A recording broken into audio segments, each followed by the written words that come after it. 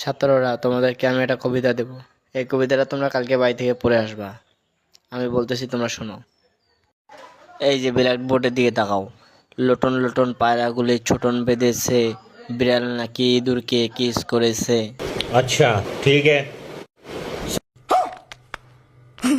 এটা কোন প্রশ্ন স্যার? আগে বলি, শেষে তুমি প্রশ্ন করি। ওই বসো বসো, সবাই বসো।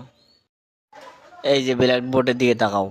লোটন লোটন পায়রাগুলি ছোটন বেঁধেছে, বিড়াল নাকি ইঁদুরকে কিস করেছে। কে দেখেছে, কে দেখেছে? ছাগল দেখেছে। ছাগল দেখেছে। গরুর হাতে ফোন ছিল, সেলফি তুলেছে। তোর মতন স্যারের গত পড়লে জীবনও আমার উন্নতি হইবে না। अच्छा